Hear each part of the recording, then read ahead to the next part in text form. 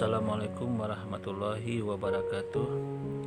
Bismillahirrahmanirrahim. Alhamdulillah wa syukurillah wala haula wala quwata illa billahil aliyil azim. Amma ba'd. Saudara-saudaraku kaum muslimin rahimakumullah dimanapun saat ini Anda berada, kembali Madya Channel di sini akan mereview ya dari akun yang bernama Layar Teologi. Layar teologi ini adalah layar milik orang kafir ya, yang mencoba untuk mengkorelasikan suatu fakta-fakta kejadian-kejadian ini, dicoba dibuatkan video yang ujung-ujungnya ya sebenarnya Anda bisa tahu sendiri, pengiringan negatif ya coba dalam posisi seperti itu saja, pengiringan negatif dalam suatu konsep keajaran atau dalam hal-hal keyakinan atau hal-hal yang sebenarnya sih nggak ada korelasi, tapi dicoba untuk dikorelasikan oleh layar teologi ini ke dalam yang kembali di sini dia mencoba untuk membahas tafsir Al-Qur'an surah Al-Imran ayat 54. Oke. Nah, di sini dia mencoba untuk mengkorelasikan hal-hal ini yang sebelumnya dia coba untuk mengkorelasikan dengan meninggalnya Ustadz Mahir At-Thalibi. Oke. Sebelum ini saya kupas, saya Madya Channel mengucapkan ikut berbelasungkawa atas meninggalnya saudara kami yaitu Ustadz Mahir At-Thalibi.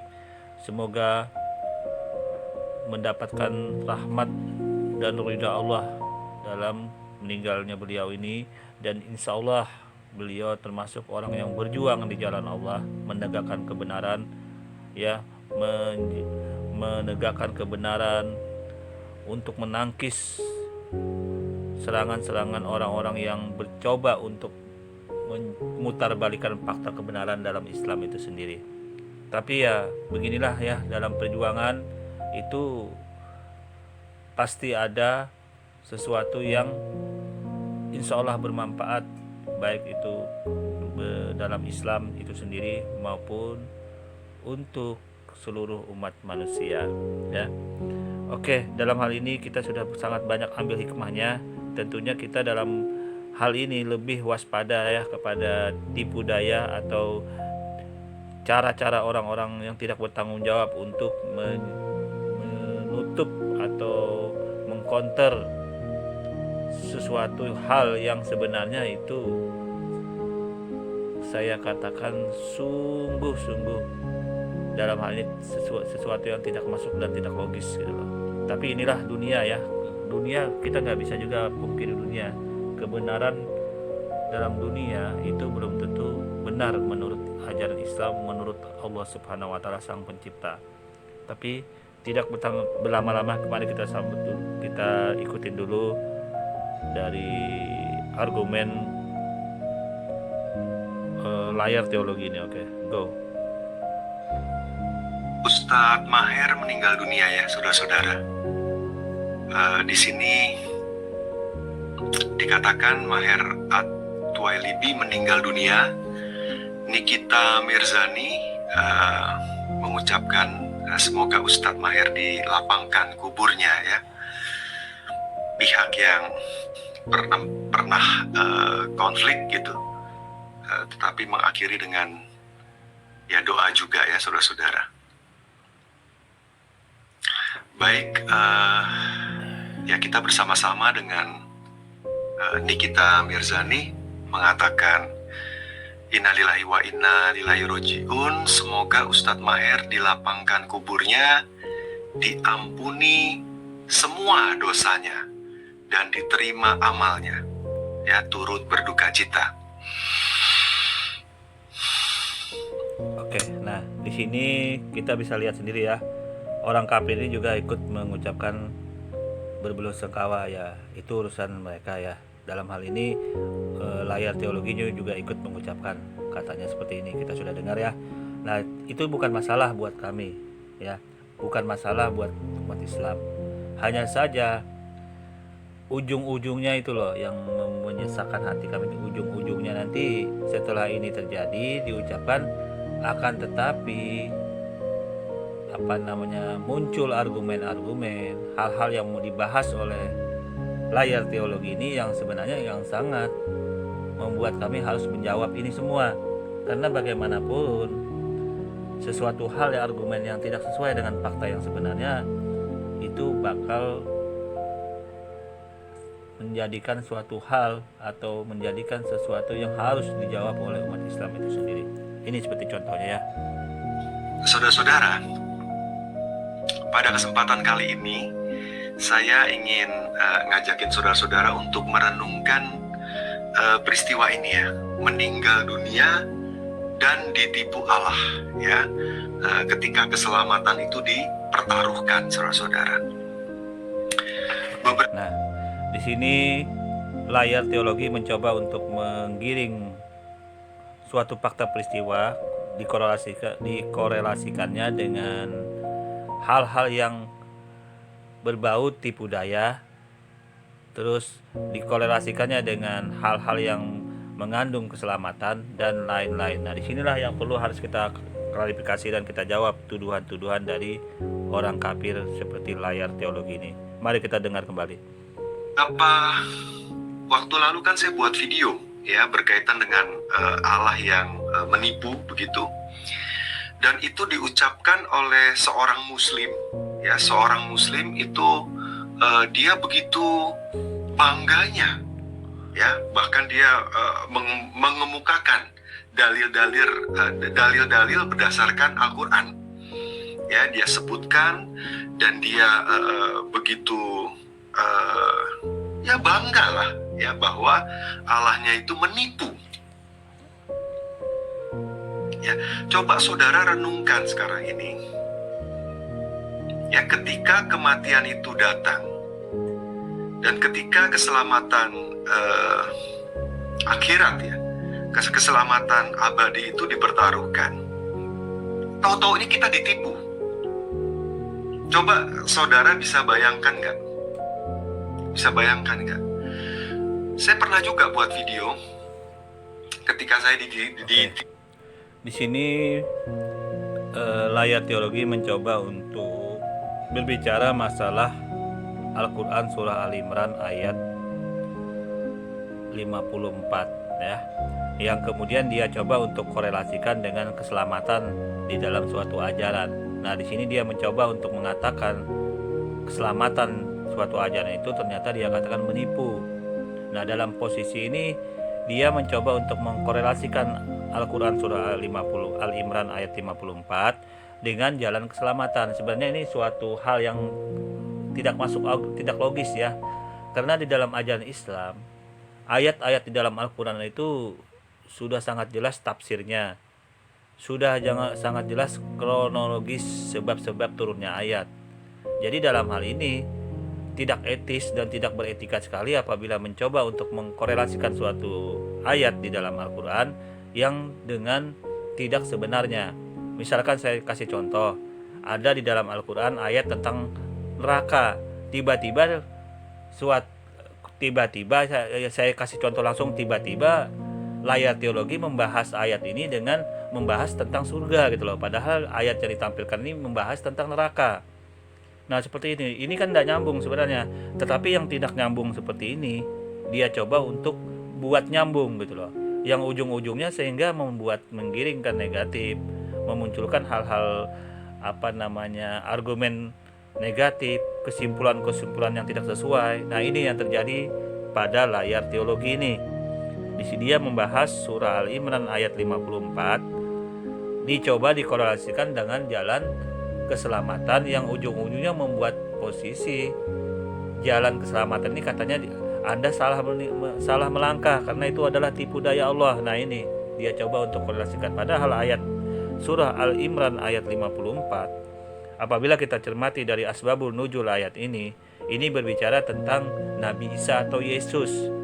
Ya, Nabi Isa atau Yesus yang di dalam ayat ini Allah Subhanahu wa taala menyelamatkan Isa atau Yesus itu dari tipu daya orang-orang kafir, orang-orang Yahudi, orang-orang Romawi yang ingin menangkap Nabi Isa atau Yesus itu pada saat itu. Nah, ini ayat sebenarnya berbicara di situ, bukan berbicara yang lain. Ya sama seperti saya sampaikan, ayat tentang neraka tiba-tiba dibahas untuk mencari pembenaran tentang surga gitu loh. Yang ujung-ujungnya kan nggak nyambung. Tetapi karena nggak nyambung, tapi cepat tetap digoreng-goreng untuk mencari kebenarannya. Kita lanjut dulu. Ditipu ya, anak saya itu dikatakan kecelakaan ini dan itu hampir 10 juta ya, hampir 10 juta hilang ya pada waktu itu. Dan itu nyesek saudara-saudara. Ya, nyesek ya. Kalau kita ditipu itu kayak seperti apa ya? Kayak seperti diajak main-main, tiba-tiba kita melongo, totonya duit kita hilang gitu loh. Oke, kita percepat saja agar ini tidak terlalu, karena intinya ini bolak-balik seperti ini saja gambar lukisannya. Kita langsung bahas kepada ayat yang dia coba untuk korelasikan ya. Ini kita lanjutkan ke pembahasan dia cepat ini ya. Ke pembahasan dia. Okay. Semua muslim itu memahami secara harafiah terjemahan Al-Quran itu yang berkaitan dengan yang Allah itu menipu gitu loh. Ya, saya cari-cari tuh di YouTube itu, dan saya ketemu videonya Gus Baha ya. Ya, Gus Baha saya ketemu dan saya dengerin, loh, dia ternyata nggak menerima begitu saja. Ya, nggak menerima begitu saja kata-kata menipu itu gitu loh. Ya, karena menipu itu kan tindakan yang ini ya, yang buruk ya, tindakan yang jahat gitu. Maksudnya membuat orang lain yang ditipu itu susah gitu loh hidupnya. Ya kan begitu. Oke.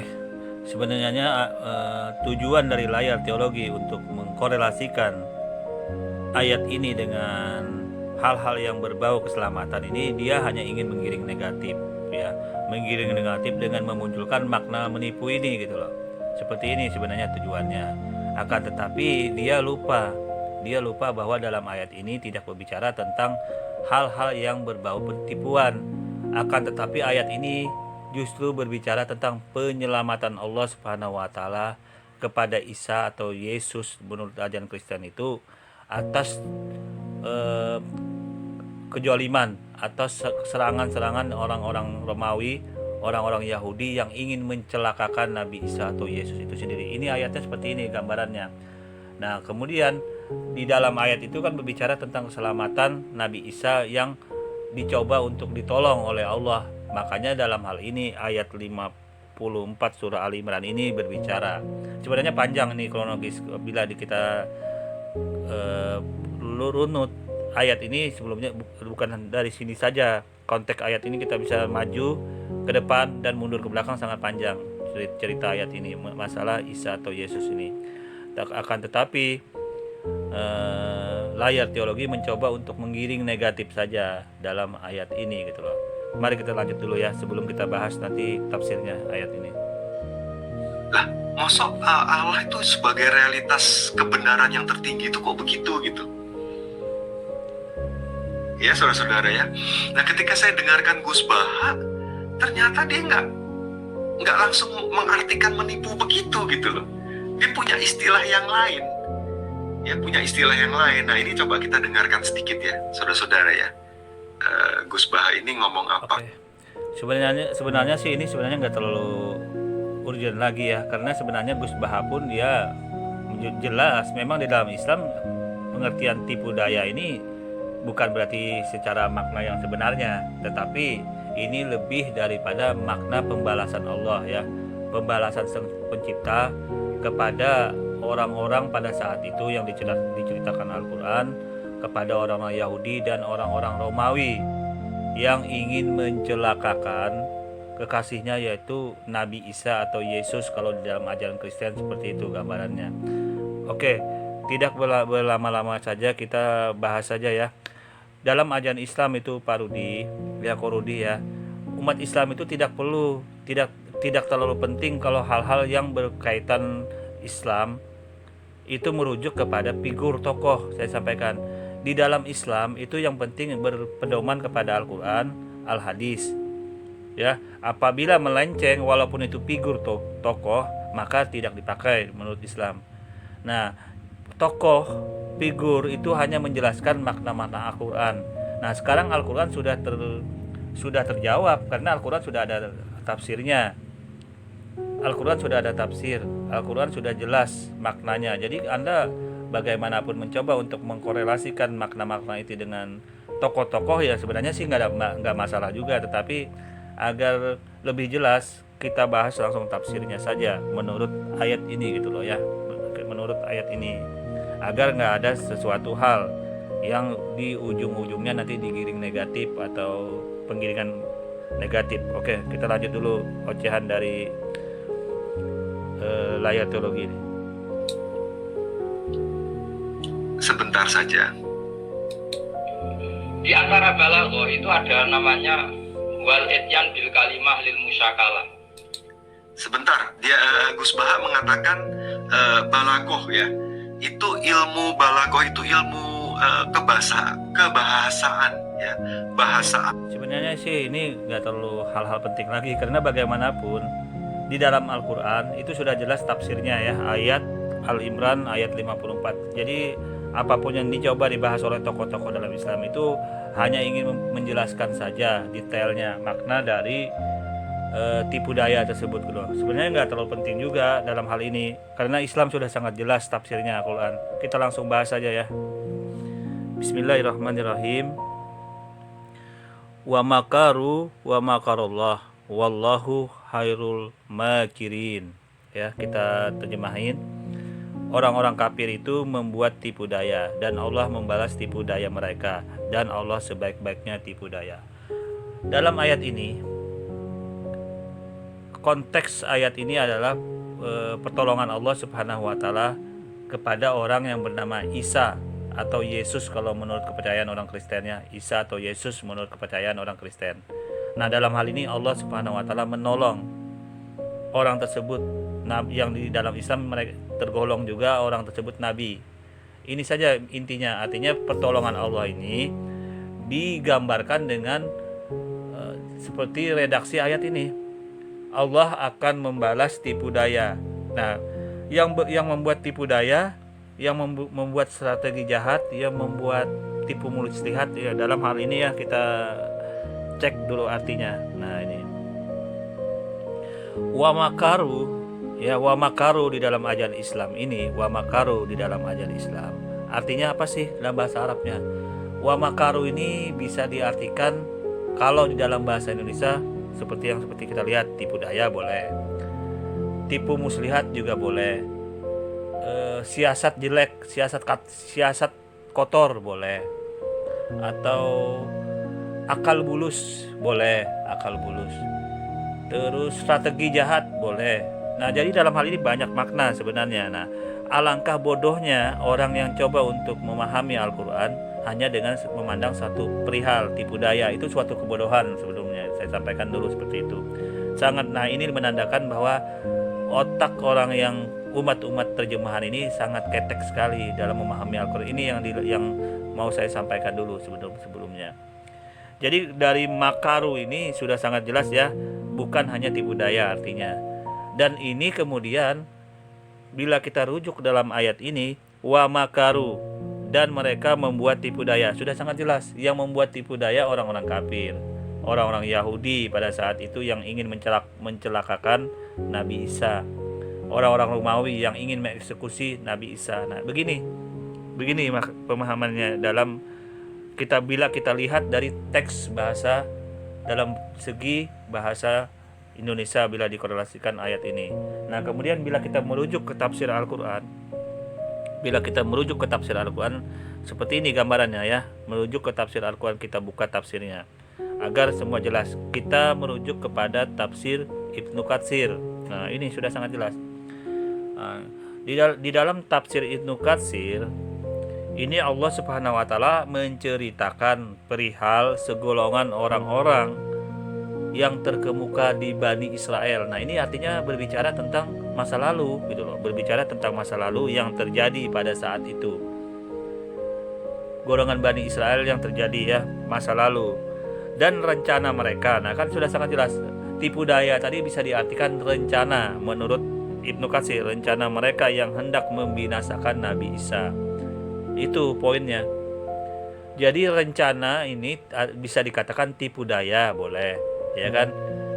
bisa dikatakan juga akal licik, akal bulus dan sebagainya. Nah, alangkah bodohnya orang yang mencoba untuk mengkorelasikan ini dengan tipu daya, diambil makna ini kemudian dicoba untuk digiring ke hal-hal yang berbeda maknanya, apalagi tidak sesuai dengan tafsir ayat Al-Quran ini. Itu yang suatu kebodohan. Kita lanjut dulu tafsir Ibnu Katsirnya. Ini seperti ini. Jadi intinya bagaimana? Intinya di situ adalah terjadi fitnah, kekejian, ya, orang yang ingin membunuh Nabi Isa atau Yesus itu sendiri, yang kemudian dia mencoba untuk memfitnah sehingga penguasa di saat itu ingin terjadinya suatu proses yang ujung-ujungnya ingin membunuh Nabi Isa gitu loh. Seperti ini. Itulah tipu daya orang-orang kafir, orang-orang yang pada saat itu terjadi. Dan Allah Subhanahu wa taala menceritakan ini di dalam Al-Qur'an. Itu artinya Allah menceritakan kejahatan orang-orang yang ingin mencelakakan Nabi Isa.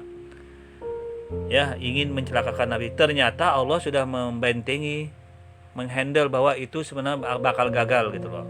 Karena tipu daya mereka itu akan dibatalkan, akan dibantah, akan dijawab oleh Allah dengan Allah itu akan menghandle tipu daya orang-orang kafir tersebut gitu loh.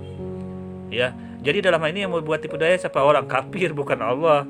Justru Allah Subhanahu wa taala itu ingin menghentikan, ingin menunjukkan kepada orang pada saat itu bahwa tipu daya mereka itu batal total gitu loh. Tipu daya batal total.